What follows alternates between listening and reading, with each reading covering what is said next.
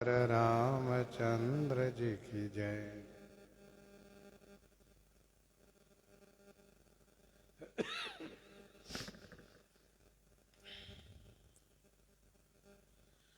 गोस्वामी जी महाराज पूर्व प्रसंग में वर्णन किए।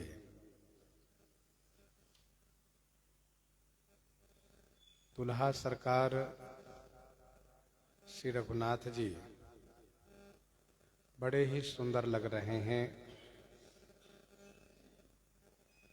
विवाह के सभी साज श्रृंगारों से समलंकृत हैं। जैसे कि पीले रंग की धोती धारण किए हैं, पीले रंग के जनेऊ भी है और पीले रंग के दुपट्टा है।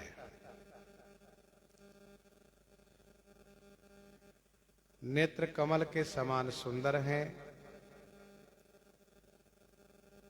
जिनमें सुंदर कुंडल हैं।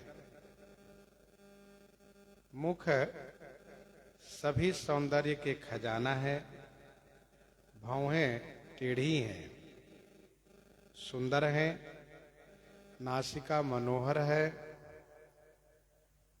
भाल में जो तिलक है वह तिलक सुंदरता के प्रतीक हैं।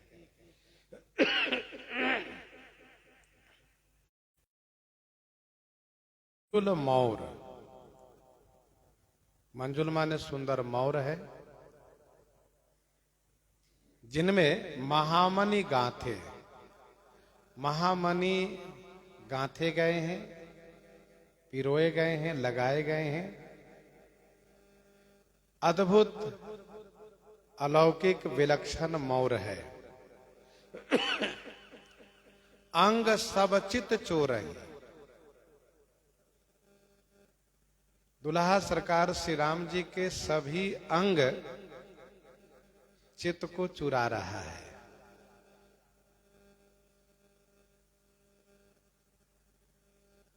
कहने का भाव यह है कि जब कोई चोर चोरी करता है तो धन के मालिक को कष्ट होता है,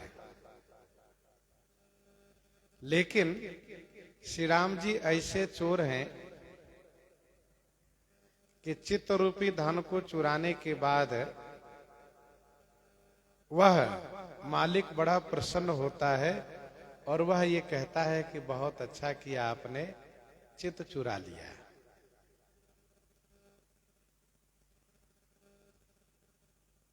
श्री राम जी के सभी अंग चित्त चोर हैं।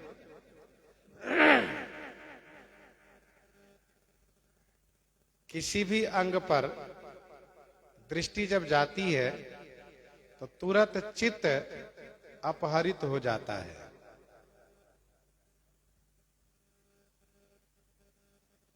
इसलिए इनका एक नाम ही चित्त चोर है।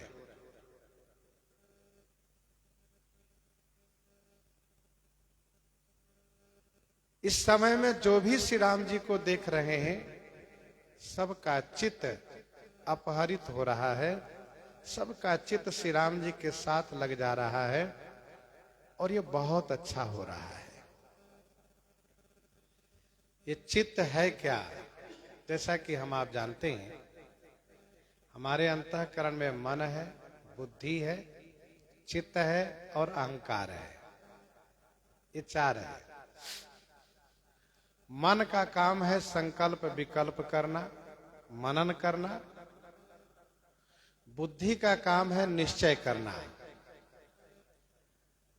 जब मन तर्क वितर्क करता है तो बुद्धि निश्चय कर देती है कि ये उचित है और ये अनुचित है, ये अच्छा है, ये बुरा है। और बुद्धि जब निश्चय कर देती है कि ये ठीक है तो चित्त में धारण हो जाता है। चित्त का काम है धारण करना। चित्त में धारण हो जाने के बाद फिर वह स्थिर हो जाता है। कोई भी बात जब चित्त में उतर आती है तो फिर वह स्थिर हो जाती है, फिर वह जाती नहीं है। अहंकार का काम है सबके साथ रहना, मन बुद्धि चित्त तीनों के साथ रहना। तो श्री राम जी के सभी अंग चित्त चुरा लेते हैं। पुर नारी सुर सुंदरी बरही, बिलो की सब तिन तो रही। पुर नारी सुर सुंदरी, पुर नारी जनकपुर की नारी, और सुर सुंदरी माने देव सुंदरियां, देव स्त्रियां। बरही बिलो की, बर दुल्हा को देख करके सब क्या कर रही हैं? कहा तिन तो रही, सब तिनका तोड़ रही है।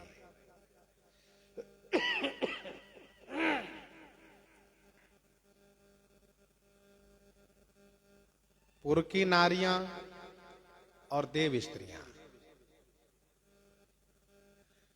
दुल्हा को देख करके सब तिनका तोड़ रही हैं। और ये सारा दृश्य रास्ते का है। मंडप से कोहबर घर की ओर लेकर के चल रही हैं, जिसमें ये पूर्व नारियां हैं, सुर सुंदरियां हैं।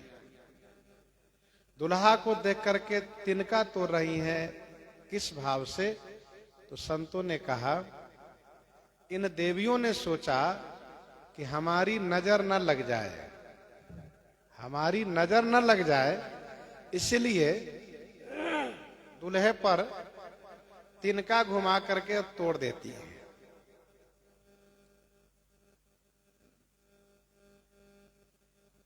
दूसरा भाव यह है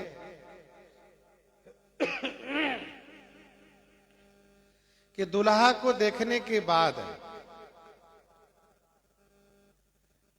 ये जो देवियां हैं सोचती हैं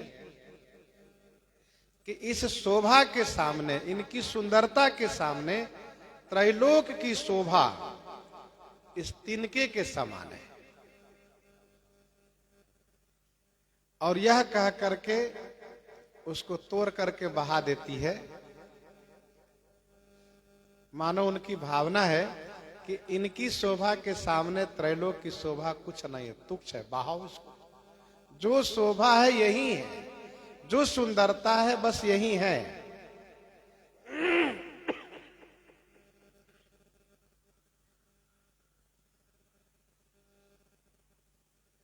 श्री किशोरी जी का दर्शन गोस्वामी जी ने पहले ही लिखा है, पुनि पुनि राम है चितव सिए सकुचति मन सकुचाई।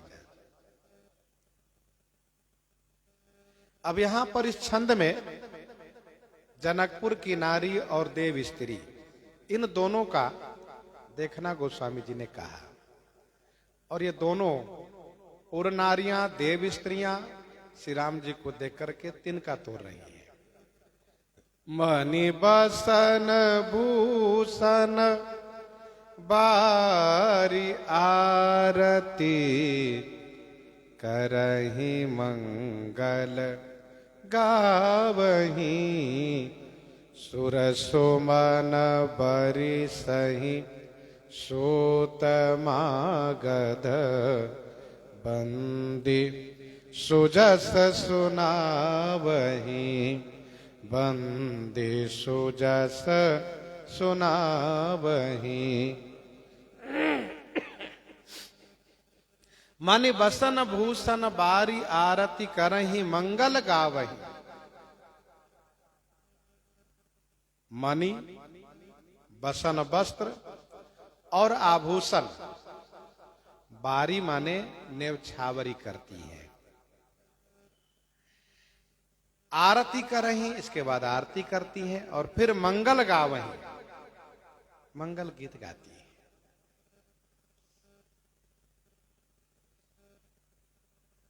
मणि बसन भूषण बारी आरती करही मंगल गावही। वैसे आरती के बाद निछावरी की जाती है, लेकिन जहां प्रेम की अधिकता हो वहां पर फिर नियम का ख्याल नहीं रहता है।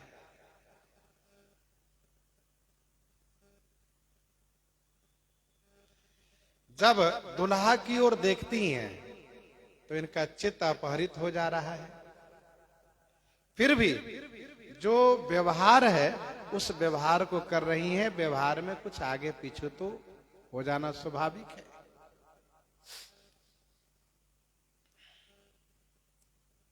मणि बसन भूषण बारी आरती करहि मंगल गावहि। जैसे रूप सिंधु सब बंधु लखी हरसि उठारा निवास करहि निछावर, वहां भी यही बात है। करहि निछावर आरती महामुदित मन सास।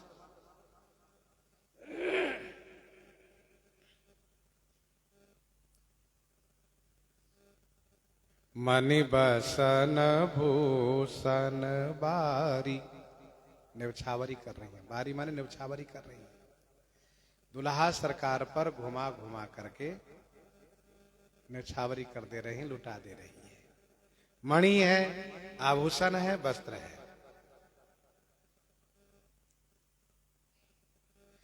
अच्छा, प्रेम में नियम का भान नहीं रहता है, नियम का होश नहीं रहता है।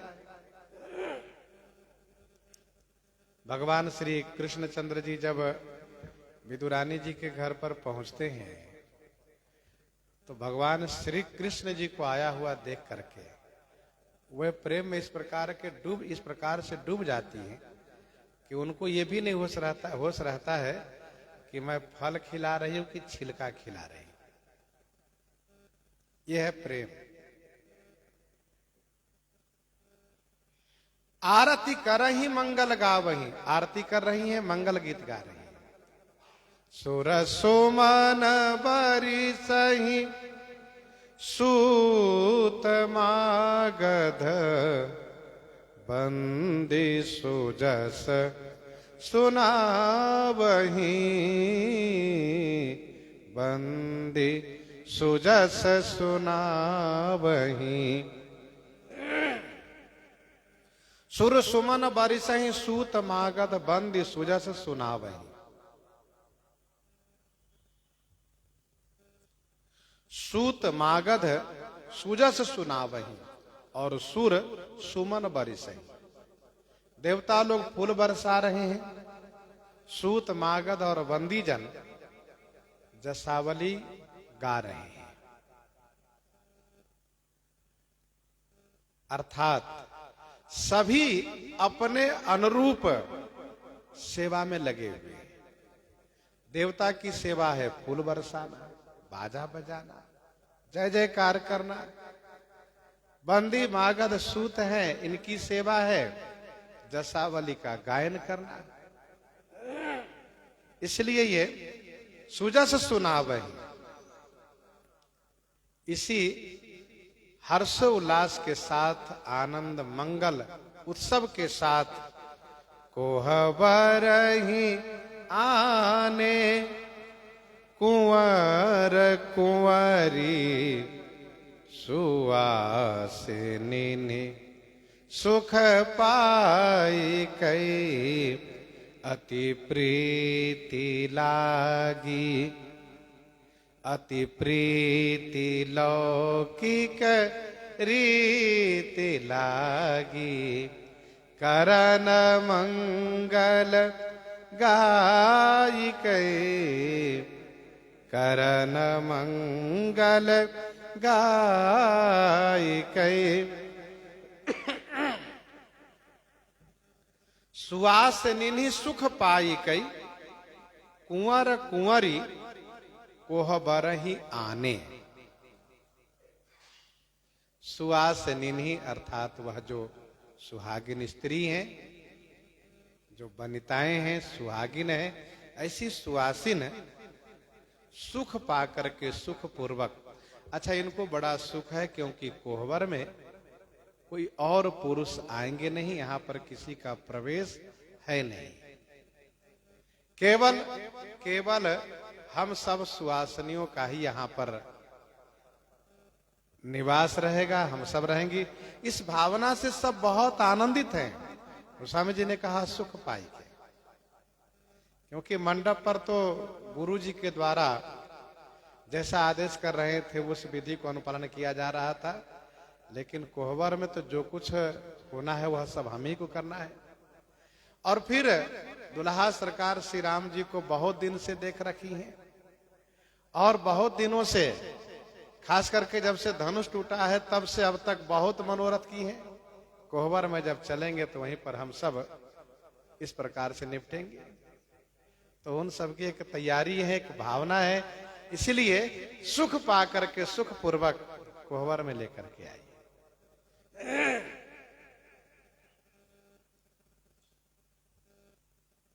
ध्यान दीजिएगा, जब लेकर के चली हैं तब गोस्वामी जी ने कहा, दूल्हा दुल्हनिन सहित सुंदरी चली कोहबर ले आई के। मंडप से चारों जोड़ी को साथ लेकर के चली है। मंडप से चारों जोड़ी को साथ लेकर के चली हैं, लेकिन कोहबर में एक एक जोड़ी को लेकर के सखियों की जो टोली है, जो उनकी टीम है, वह पहले से ही निर्धारित हो गई है कि कौन झुंड, कौन टोली किन के साथ कोहबर घर में जाएंगी।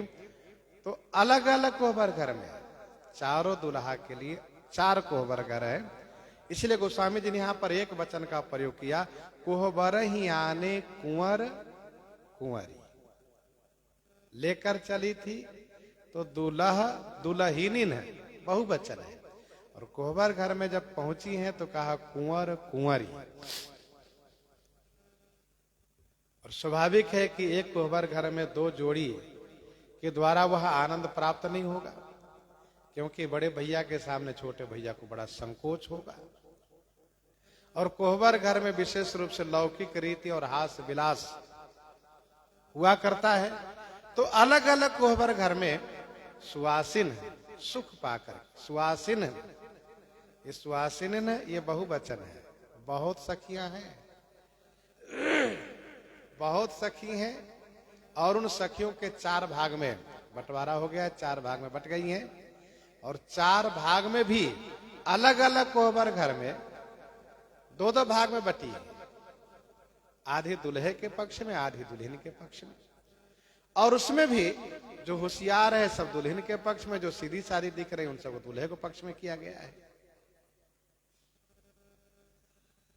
कोहबर ही आने कुंवर कुंवरी सुहासनिनी सुख पाई के। अति प्रीति लौकिक रीति लागी करन मंगल गाई कई, करन मंगल गाई कई, मंगल गाई कई। अति प्रीति के साथ लौकिक रीति करन लागी, मंगल गीत गाती हुई अत्यंत प्रेम पूर्वक लौकिक रीति पालन करने लगी। कोहबर घर में विशेष रूप से लोक रीति का ही पालन होता है। इसलिए कुछ संत महापुरुषों ने कहा कि कोहबर घर माने कौतुक घर। यद्यपि वर के क्रोध की परीक्षा यहाँ होती है, कोहबर वर के क्रोध देखे जाते हैं, लेकिन साथ साथ ये भी स्मरण रखना चाहिए कि कौतुक विशेष होता है। अति प्रीति लौकिक रीति लागी करण मंगल गाई के, मंगल गीत गाती हुई लौकिक रीति करने लगी। हमारे गुरुजी महाराज एक 2 दोहा सुनाया करते थे। खुशी रहो नवसई बबुआ तुमसे कछु नहीं चाहना है। खुशी रहो नव सौ बबुआ तुमसे कछु नहीं चाहना है। भाग हमारे जनक लली की इनकी ओर निभाना है। मन चाहत है मिलन को मुख देखन को नयन, श्रवण चाहत है सुनन को प्यारो तुम्हरो बैन। यहां से प्रारंभ हुआ लौकिक रीति का अनुपालन करना। श्रवण चाहत है सुनन को प्यारो तुम्हारो बैन। दुल्हा बड़े गंभीर हैं और दुल्हा गंभीर रहते ही हैं, तो उनको 2-4 बार बोलने के बाद तब कहीं एक बार दुल्हा बोलते हैं। इसलिए सखियों ने पहले कह दिया कि मन चाहत है मिलन को मुख देखन को नयन, श्रवण चाहत है सुनन को प्यारो तुम्हारो बैन। लह गौरी गौरी सिखाव राम ही सिए संसारद कहई। टीकाकारों ने कहा है कि कोहबर घर की जो रीति रिवाज है, कोहबर घर की जो रीति रिवाज है, अलग अलग प्रदेश ही नहीं बल्कि थोड़ी थोड़ी दूर पर यानी 20-25 किलोमीटर दूरी पर उसमें बदलाव पाया जाता है। अलग अलग क्षेत्र, अलग अलग गांव, अलग अलग परिवार में कोहबर घर की रीति रिवाज अलग अलग है। इसीलिए गोस्वामी जी ने बड़े सुंदर शब्दों में कहा कि अति प्रीति लौकिक रीति लागी। लौकिक रीति हो रही है, अब जिस क्षेत्र में जैसी रीति हो रही हो आप उसको मान सकते हैं, समझ सकते हैं। लह कौरी गौरी सिखाव राम ही सिए सन सारद कहे। यहां पर कोहबर घर में दुल्हा दुल्हन को और दुल्हन दुल्हा को खिलाते हैं। लह कौरी गौरी सिखाओ, तो राम जी को सिखाने में कौन है? कहा गौरी जी। गौरी जी श्री भवानी जी श्री राम जी को लह कौरी सिखा रही है। लह कौरी, लह माने लघु, कौर माने ग्रास, छोटा ग्रास। और सीए सन सारद कहे, और श्री सीता जी को श्री सरस्वती जी सिखा रही है। लह कौरी गौरी सिखाव राम सीए सन सारद कहे। बहुत छोटा सा ग्रास खिलाने के लिए श्री गौरी जी भवानी जी श्री राम जी को सिखा रही हैं कि आप किशोरी जी को खिलाइए, दुल्हन को खिलाइए। और दुल्हन से श्री शारदा सिखा रही कि आप श्री राम जी को खिलाइए। और जगह भले चाहे जितना बड़ा ग्रास पाते हो खाते हो, लेकिन ससुराल में छोटा सा, और वो भी बहुत संकोच लाज में थोड़ा सा मुंह खोलते हैं। तो लहकौरी गौरी सिखाव राम सीए सन सारद कहे, मंगल गीत गा रही है और ये छोटे ग्रास खिलाने की बात कर रही है। हमारे गुरुजी कहा करते थे किसी टीकाकार के बारे में, तो उन्होंने टीका में लिखा है कि हमारे यहाँ कोहबर घर में खिचड़ी खिलाई जाती है। तो हमारे गुरुजी इस बात पर कहा करते थे कि नहीं नहीं, ये ठीक बात नहीं है। अब वहाँ की बात वे जाने, लेकिन मिथिला के हम रहने वाले हैं। मिथिला में खिचड़ी नहीं बल्कि तस्मई, खीर खिलाई जाती है। अच्छा, कुछ टीकाकारों ने ये कहा कि दही बतासा खिलाया जाता है। तो अलग अलग क्षेत्र के अलग अलग रीति रिवाज है जहां जो खिलाया जाता हो। इसीलिए गोस्वामी जी ने वस्तु का नाम नहीं लिया कि वो क्या है। लह गौरी गौरी सिखाव राम सीए सन सारद कहे।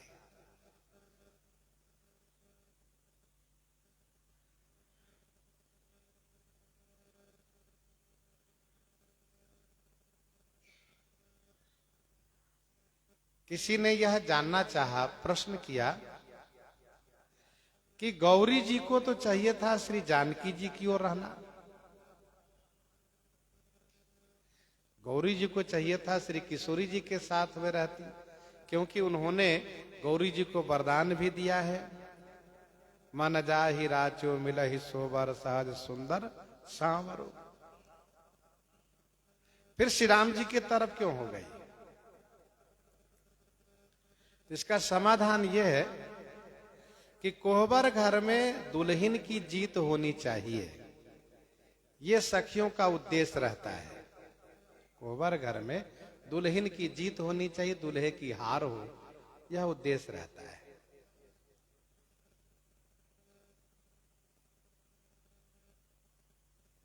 कोहबर घर में दुल्हन की प्रधानता है।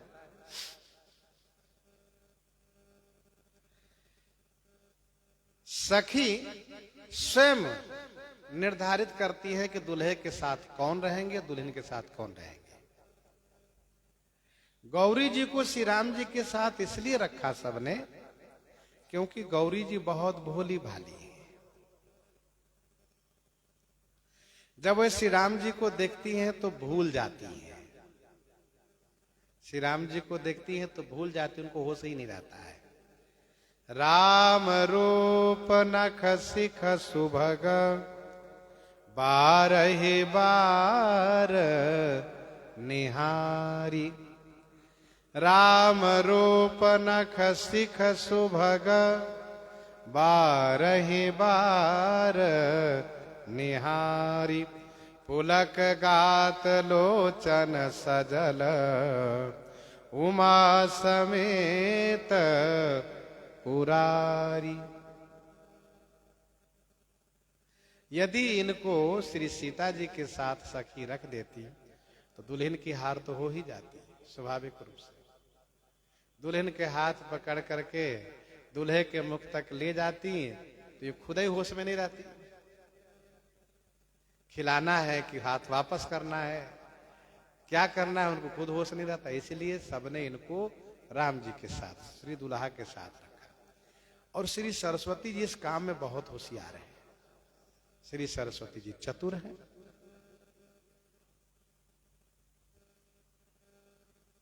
श्री राम जी को गौरी जी सिखा रहे हैं तो श्री सीता जी को शारदा सिखा रही हैं।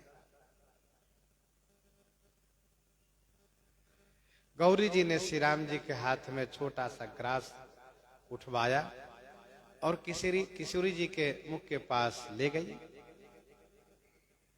तो गौरी जी हाथ पकड़ी हैं श्री राम जी के, कह रहे हैं कि आप खिलाइए। अब लोगों की दृष्टि में तो एक नई सखी है ये, पर गोस्वामी जी तो जान रहे हैं कि ये सब देवियां हैं जो छत्रानी के बेस में यहां मंडप पर आई हैं, यहां कोहबर घर में है। तो श्री किशोरी जी ने जैसे अपना मुंह खोला वैसे श्री राम जी खिला दिए। अच्छा लगा। अब बारी रही श्री किशोरी जी को खिलाने की। तो श्री सरस्वती जी ने इनके हाथ पकड़ करके उठाया और जैसे ही श्री राम जी मुंह खोलते हैं वैसे ही श्री सरस्वती जी श्री किशोरी जी के हाथ पीछे खींच देती है। श्री राम जी का मुंह खुला रह गया। बस इसके बाद सबको बहुत हंसी आई। सबने बड़ी हंसी की कि बहुत भूख आए हैं आप, बड़ी आपको भूख लगी है, ठहरिए। तो श्री सरस्वती जी इस प्रकार से चतुर हैं, होशियार हैं, वह इस प्रकार से कौतुक कराती है।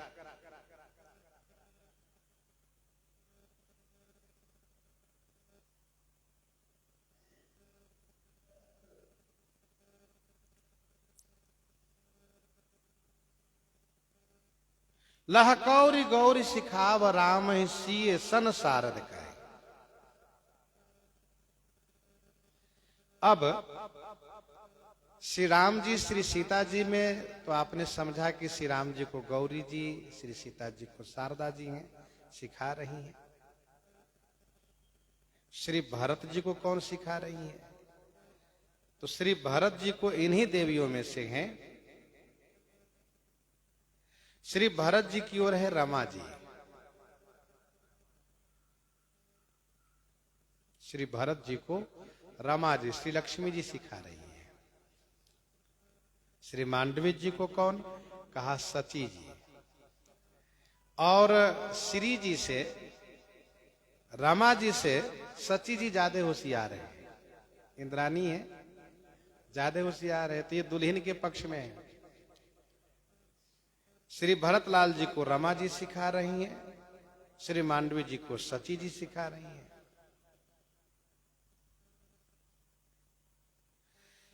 श्री लक्ष्मण जी को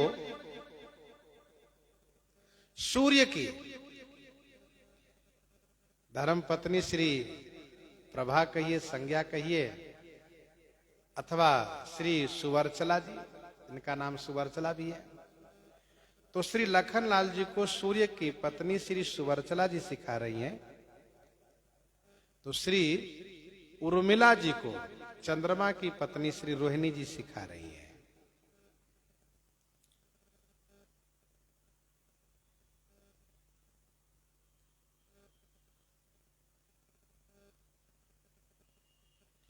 श्री शत्रुघ्न जी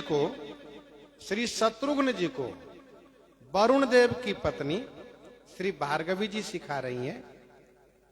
वरुण देव की पत्नी श्री भार्गवी जी सिखा रही हैं।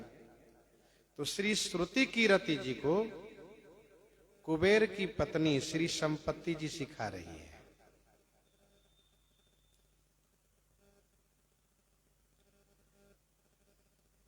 शत्रुघ्न जी को श्री वरुण की पत्नी भार्गवी जी और श्री श्रुति कीरति जी को श्री कुबेर की पत्नी संपत्ति जी सिखा रही है। यहां पर सभी देवियां आई हैं।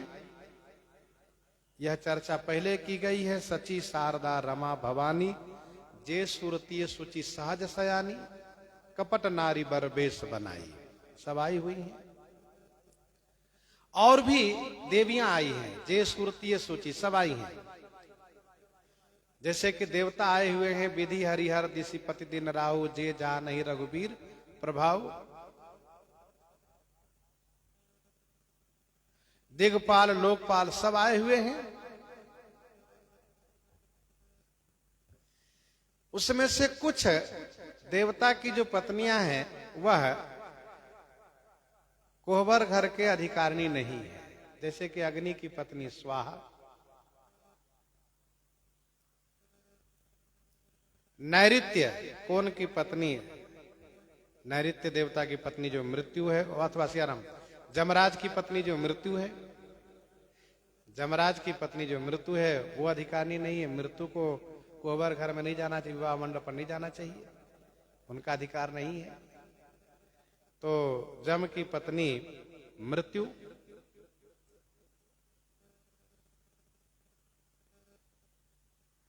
नैऋत्य कौन, अब नैऋत्य के कौन के देवता नैऋत्य है, उनकी जो पत्नी है राक्षसी कहा जाता है, तो उनका भी अधिकार नहीं है जाने का। तो स्वाहा है, मृत्यु है, राक्षसी है, इनको जाने का अधिकार है नहीं। इसीलिए जो अधिकारिणी है जिनको जाना चाहिए उन सब का नाम यहाँ पर दिया गया है।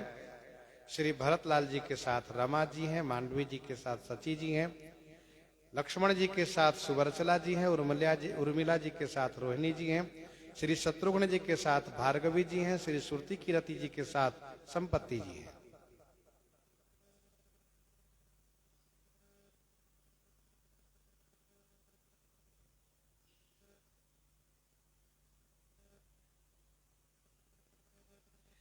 अब कुछ लौकिक रीति ऐसा है कि क्षेत्र के अनुसार विशेष रूप से हास्य के लिए किया जाता है। उसमें मुख्य रूप से यह है कि दुल्हन के जूठा दुल्हन को खिलाना,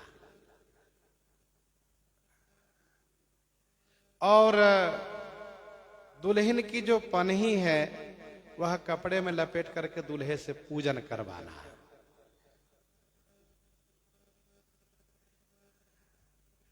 एक टीकाकार है जो विरक्त परंपरा से है, तो वे कहते देखिए हम इस सब बातों से बहुत परिचित नहीं है, इसलिए जो हम सुने हैं वो हम बता रहे हैं। जो शास्त्र में, अभी शास्त्रीय बात नहीं तो लौकिक बात है, तो लोक में जो हमने सुना लिखा है। तो जो विरक्त परंपरा से होगा उसको ज्यादा मालूम नहीं होगा, जो गृहस्थ परंपरा से होगा उनको बहुत कुछ मालूम भी होगा। इस बात को भी ध्यान रखना चाहिए।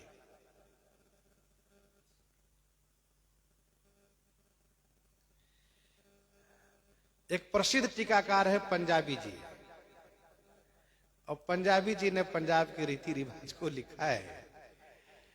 अब वो दुल्हन के घूंघट उठावे तो दुल्हन अपना मुख में कुछ रखी रहती है जो दूल्हे के ऊपर छोड़ देती हैं।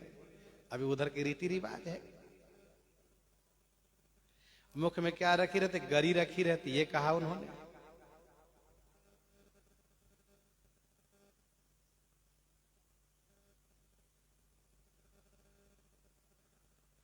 अच्छा, थाल में दूध भर करके, थाल में परात में दूध भर करके उसमें अंगूठी छोड़ देती है। दुल्हा दुल्हन दोनों से कहती हैं कि आप ढूंढिए, जो पहले ढूंढ निकालेगा उसकी जीत होगी। दूध की बात है, पानी की नहीं। पानी में दिखेगी अंगूठी, ध्यान दीजिएगा, दूध में अंगूठी नहीं दिखेगी, इसलिए दूध की बात है। परात में दूध भरा हो, उसमें अंगूठी छोड़ करके खोजवाती है। अब दुल्हा दुल्हन दोनों हाथ उसमें डाल के खोजते हैं, दोनों का हाथ टकराता है। तो स्वाभाविक है कि वो जो सखियां होती है वो बहुत हास्य करती है। और मुख्य उद्देश्य दुल्हनों सखियों का ही रहता है, काम ऐसा हो कि हंसी हो दूल्हे की, दूल्हे को बेवकूफ जितना बना लो, ये उनका उद्देश्य रहता है।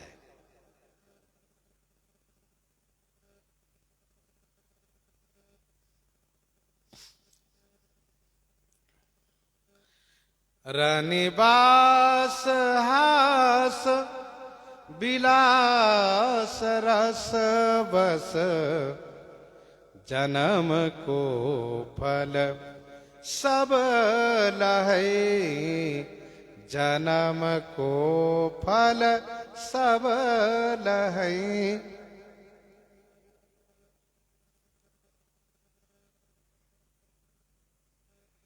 कथावाचक लोग पनही पूजन की बात करते हैं, सुनाते हैं। और श्री किशोरी जी की पनही पूजन करवाना, और फिर इसके बाद चूंकि अलग अलग कोहबर घर है, तो श्री लक्ष्मण जी तो बिना देखे, क्योंकि वे चतुर हैं, बिना देखे विश्वास नहीं करते हैं। आपकी कुल देवी है तो कपड़े में क्यों छुपी हुई, हमको देखेंगे, हम उनको फिर पूजन करेंगे। श्री भरतलाल जी की बात है तो बिल्कुल सीधे साधे, राम जी पूजन किए तो हम भी पूजन करें, लेकिन लक्ष्मण जी अड़ जाते हैं, तो विशेष हंसी होती है। और श्री लक्ष्मण जी की भक्ति है, श्री किशोरी जी की पनी है तो शिरोधार्य करते हैं, बंधन करते हैं, सारी बातें हैं। ये सब हास्य विलास है। रनिवास हास्य विलास, सभी रनिवास हास्य विलास रस वस, क्योंकि सभी देवियां आकर के रनिवास में मिली हैं, मिली सकल रनिवास से ही आई। तो रनिवास हास्य विलास रस वस, रनिवास हास्य विलास, हास्य विलास माने सुख, हास्य सुख रूपी रस के बस है। रस माने आनंद रस के बस हैं। जन्म को फल सबला है। गोस्वामी जी एक बढ़िया बात कहते हैं, इसी कोहबर घर के बहाने से सभी अपने अपने जन्म का फल प्राप्त कर रही हैं। सभी सखियों का मनोरथ पूरा हो रहा है, सभी सुवासनियों का जो भाव था वो पूरा हो रहा है। गीतावली बालकांड 104 पद में गोस्वामी जी कहते हैं, जीवन जन्म लाहु लोचन फल है यतनोई लहो आज सही। जीवन जन्म लाहु लोचन फल है इतनोई लहो आज सही, दुल्हा राम सिय दुलही।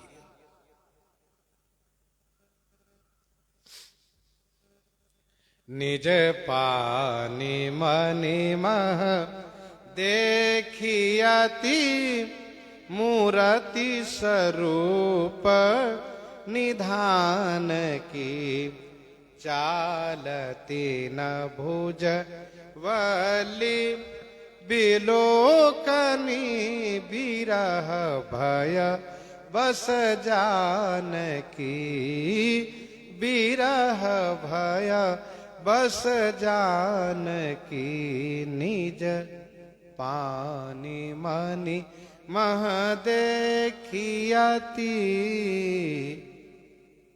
निज पानी मनि महु देखी अति मूरति स्वरूप निधान की।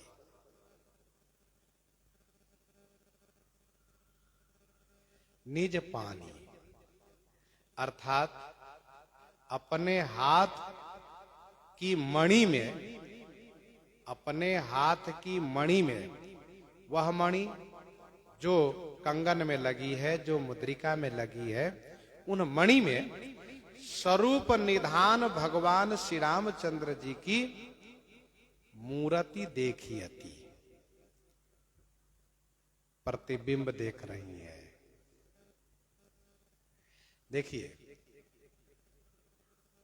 महिलाओं की संकुचित होना यह उनकी प्रकृति है, संकोची स्वभाव होना यह उनकी सहज प्रकृति है। तो श्री किशोरी जो दुल्हन है, तो श्री किशोरी जी उस भाव से परिपूरित है, महिला के भाव से। तो श्री किशोरी जी यद्यपि कोहबर घर है, जहां पर सखियां तमाम प्रकार के व्यंग बोल रही हैं, हंसी उड़ा रही, हंसी कर रही हैं, दुल्हे सरकार की बार बार हार दिखा रही हैं, तो वहां पर श्री किशोरी जी बहुत श्री राम जी को नहीं देख सकती। दुल्हे की हार सखियों का अभिष्ट हो सकता है, पर दुल्हन का अभिष्ट तो नहीं होगा। तो निज पानी मनि महु देखी अति मूर्ति स्वरूप निधान की सखियां हास विलास कर रही हैं। तो इसी में श्री किशोरी जी अपने हाथ की मणि में स्वरूप निधान, सौंदर्य निधान दुल्हा श्री राम जी की मूर्ति देखियति माने अवलोकन कर रही है। और इसीलिए चालती न भुज वली बिलोकनी बिरह भय बस जानकी, बिरह भय बस जानकी। जानकी श्री सीता जी, श्री जनक नंदनी सुनैना दुलारी जी विरह के भय के बस, विरह होने के भय बस, कहीं विरह ना हो जाए, वियोग न हो, इस डर से भुज बल्ली विलोकनी न चालती। भुज बल्ली माने भुज लता और विलोकनी माने दृष्टि, दोनों को नहीं हिलाती है, न हाथ हिलाती है न दृष्टि हिलाती है। अपनी दृष्टि कहां रखी है? कहा हाथ पर। हाथ में क्या है? कहा हाथ में जो आभूषण है, उन आभूषणों में जो मणि है, उस मणि में दुल्हा श्री राम जी का प्रतिबिंब है, अर्थात दुल्हा का दर्शन, अपने प्राणनाथ प्रियतम का दर्शन हो रहा है। इसलिए न भुज लता हिलाती है न दृष्टि हिलाती है। ध्यान दीजिएगा, पुरुषों की भुजा को भुज दंड कहा जाता है और महिलाओं की भुजा को भुज लता कहा जाता है। महिलाओं की अपेक्षा पुरुषों की भुजा में बल अधिक होता है, इसलिए पुरुषों की भुजा को भुजदंड कहा गया है, जो डंडे के समान मजबूत हो, बाहुबली हो। तो चालती न भुज बल्ली बिलोकनी बिरह भय बस जानकी, बिरह होने के भय बस। कवितावली बालकांड 17 पद में गोस्वामी जी कहते हैं, दुल्हा श्री रघुनाथ बने दुल्ही सिय सुंदरी मंदिर माही। दुल्हा श्री रघुनाथ बने दुल्ही सिय सुंदरी मंदिर माही। राम के रूप निहारती जानकी कंकन के नग की परिछाई। याते सबय सुधि भूली गई कर टेकी रही पलटारती नाही। दुल्हा श्री रघुनाथ बने दुल्ही सी सुंदरी मंदिर माई। तो श्री जानकी जी श्री राम जी के रूप कहां देख रही हैं? तो कंगन में जो मणि लगी है उसमें। राम के रूप निहारती जानकी कंगन के न की परिचय। याते समय सुधि भूली गई। श्री किशोरी जी उस कंगन में श्री राम जी के प्रतिबिंब देख करके, श्री राम जी की छाया देख करके शरीर की सुधि भुला गई। इसलिए करटे की रही पलटारती नाही, ये वहां लिखा है।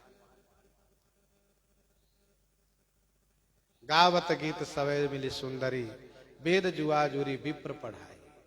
ये उत्सव हो रहा है।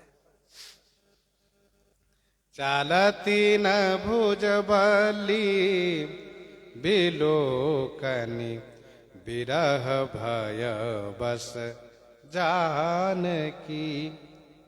कौतुक विनोद प्रमोद प्रेम, न जाई कही जानही अली। बर कुंवर सुंदर सकल सखी, लवाई जनवास ही चली। लवाई जनवास ही चली। कौतुक विनोद प्रमोद प्रेम, न जाई कही जानही अली।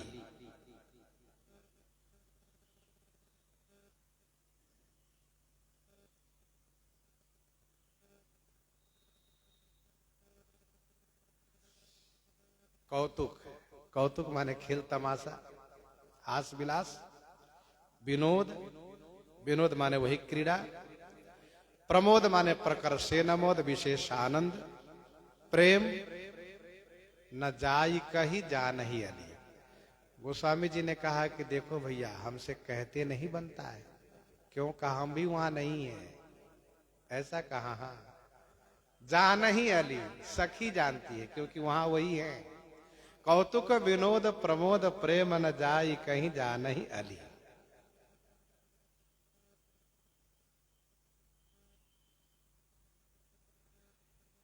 कौतुक विनोद प्रमोद प्रेम, कौतुक विनोद हास विलास, खेल क्रीड़ा, आपस में प्रेम प्रमोद, ये विशेष रूप से कोहबर घर का उत्सव है।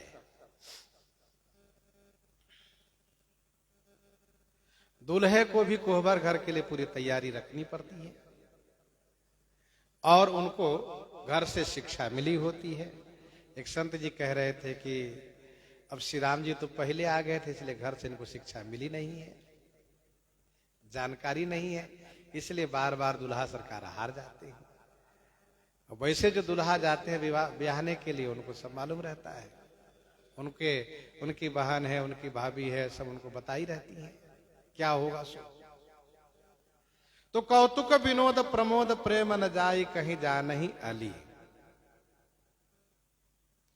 कोहबर घर में एक देवी पधराई जाती है, चाहे वो जूती द्वारा बनी हो, चाहे लोढ़ा द्वारा बनी हो। शील और लोढ़ा आप जानते हैं, सिलबट्टा और लोढ़ा, लोढ़े को भी देवी बना देते हैं।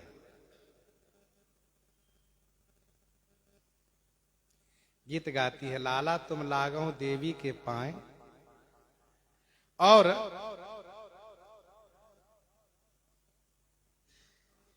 फिर इसके बाद 2 दिया जला देती हैं और कहती हैं, लाला तुम काहे न मिलावहु बाती।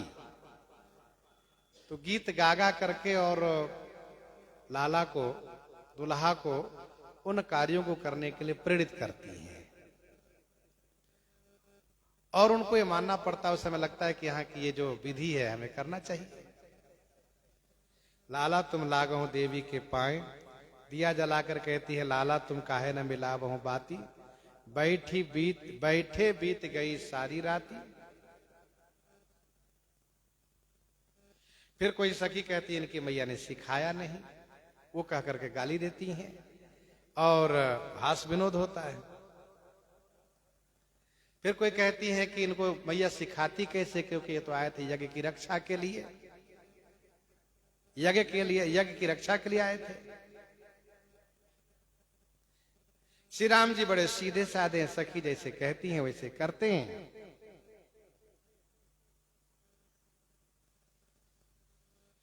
लेकिन श्री भरत लक्ष्मण शत्रुघ्न, जिसमें खास करके श्री भरत शत्रुघ्न तो तत्काल में आए हैं, लेकिन वैसे भी किसी को पता थोड़ी ना था कि विवाह इनका वहां होगा। एक संत जी ने कहा कि संभव है कि श्री भरत शत्रुघ्न को सिखा करके भेजी है कि अपने भैया को ऐसा ऐसा बता देना।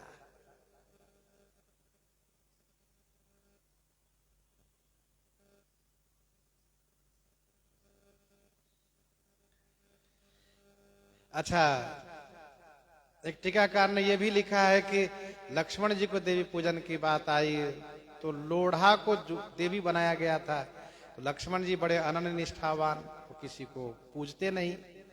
लक्ष्मण जी से कहा पूजा करने के, उन्होंने पैर से ठोकर मार दिया। अब लोढ़ा है वैसे गोल मटोले लुढ़कने लगा, वो सब हंसने लगे। कपड़े हट गए, लोढ़ा प्रकट हो गया।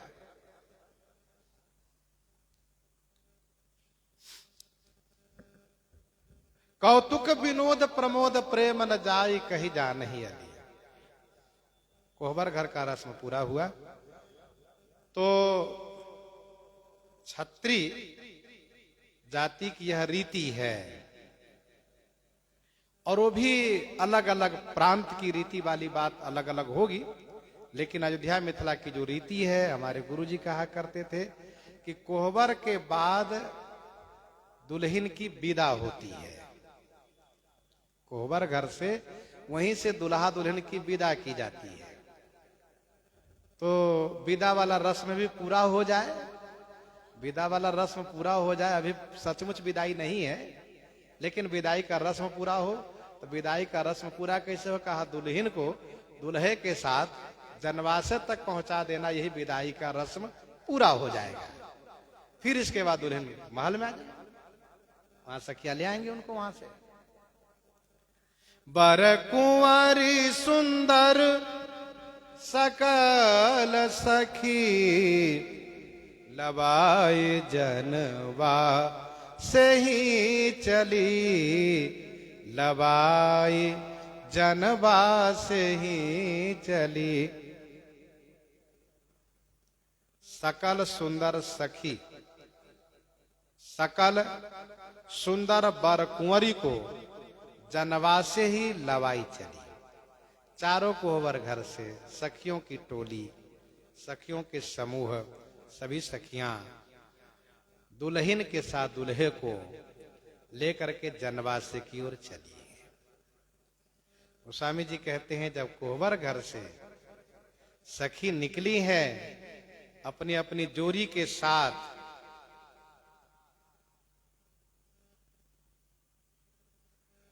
अर्थात दुल्हन सहित दुल्हा को लेकर के, तो बड़ा आनंद हुआ। ते ही समय सुनिए आशीष जहां तहां नगर नभ आनंद महा।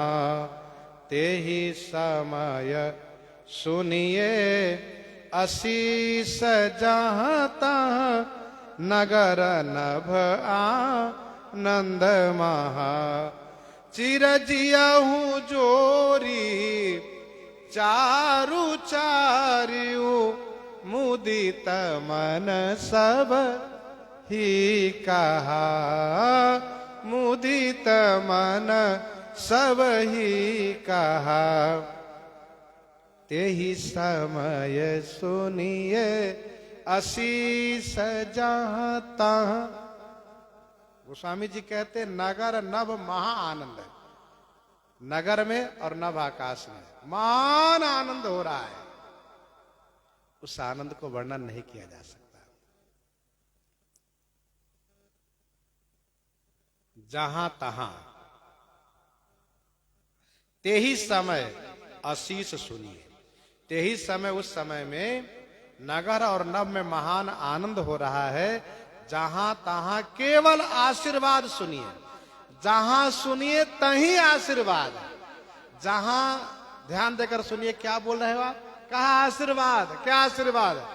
चिरजियहूँ जोरी चारु चारियु मुदित मन सब ही कहा। मुदित मन माने प्रसन्न मन से सभी ने कहा, चारू चारियो जोरी, चारू माने सुंदर जो चारों जोरी हैं, चारू चारियो जोरी चिर जियहूं, चिर जियहूं माने चिरंजीवी हो। दुल्हा चक्रवर्ती राजकुमार है, दुल्हा के राज्य वैभव से संपन्न है, तो राज सुख भोगने के लिए लंबी आयु चाहिए। इसलिए सबके मुख से एक ही बात निकल रही है, चिरंजीवी हो, चिरंजीवी हो, चिरंजीवी हो, चिरजीवहु सुखचारी, चक्रवर्ती दशरथ के। तो चिरजियहु जोरी चारु चार्यो मुदित मन सब ही कहा, सबने प्रसन्न मन से यही आशीर्वाद दिया है कि चिरंजीवी हो।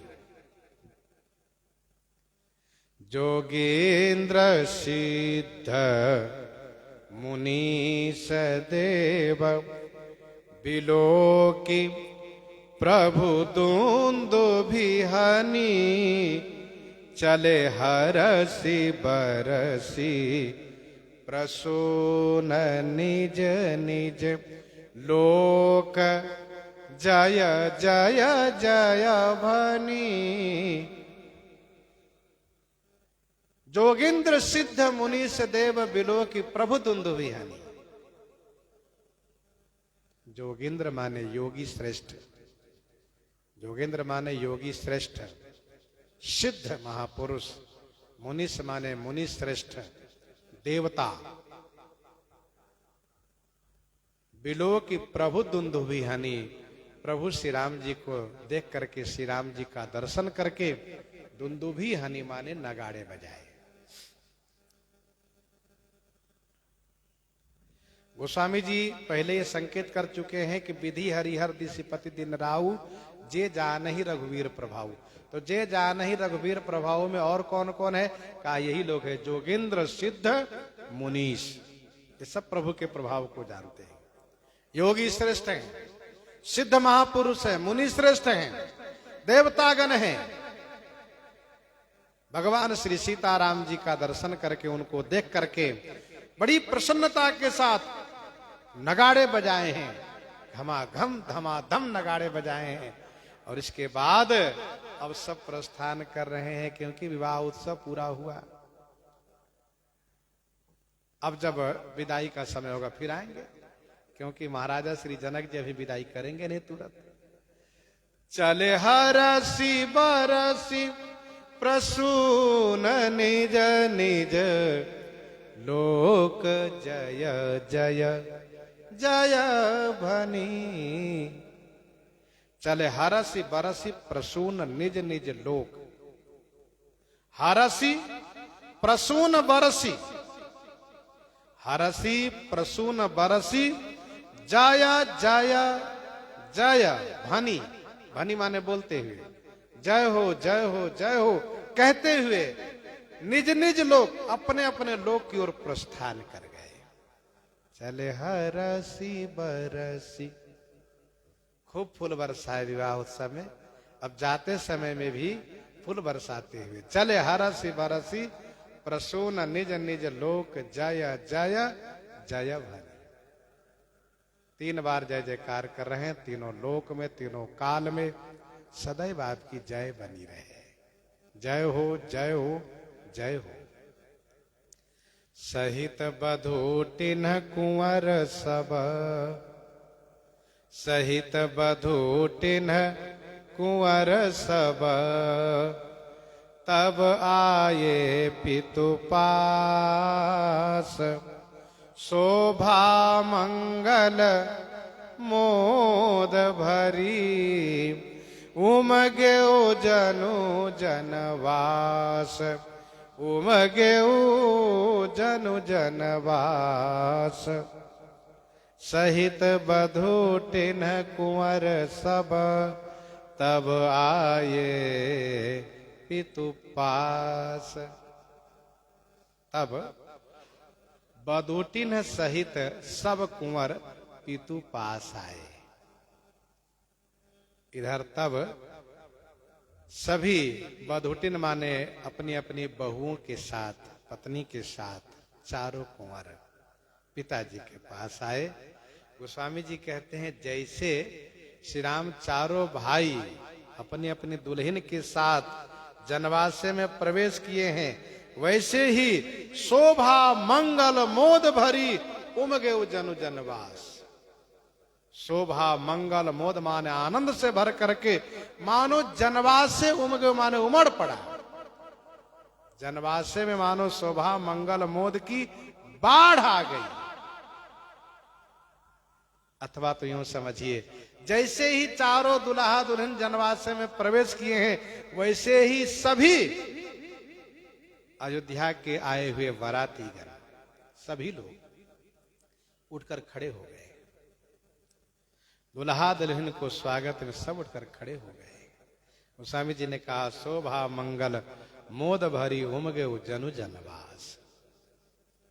जनवासे में सब आ गए।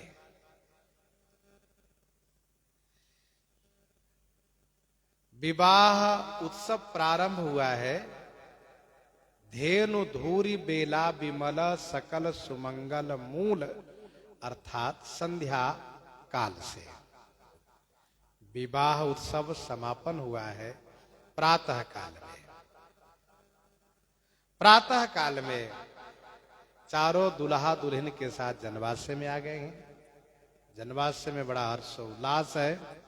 इधर श्री जनक जी महाराज का आदेश है रसोई की तैयारी हो, तो रसोईया लोग बिल्कुल सकारे ब्रह्म मुहूर्त में ही स्नान करके पूजा पाठ करके, क्योंकि रात्रि में बना के रख देंगे तो बासी हो जाती, फिर वो स्वाद वो आनंद नहीं रहेगा।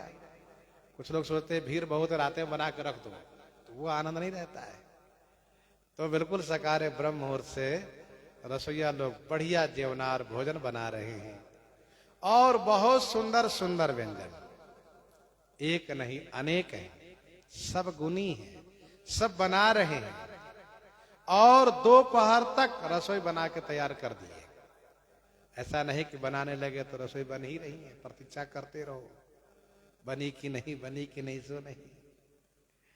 तो दोपहर तक रसोई बन के तैयार हो जाती है और जब रसोई बन के तैयार हो जाती है तब श्री जनक जी महाराज आगे के जेवनार की विधि प्रारंभ करवाते हैं, अर्थात भोजन की विधि। क्योंकि बिना भोजन किए वह संबंध पक्का नहीं माना जाता है जब तक कि वह भोजन हो। कौन भोजन? दाल भात मिला के पाने वाला भोजन, पूरी कचौड़ी नहीं, बल्कि दाल भात घी के साथ और फिर ऊपर से दही, तब सही। फिर इस प्रकार से तब जब होता है तब संबंध पक्का माना जाता है। तो ये सब जेवनार की बात हम लोग आगे चर्चा करेंगे। प्रसंग को यहीं पर हृदयंगम करते हुए ये श्रवण करते हैं श्री भक्तमाल जी से।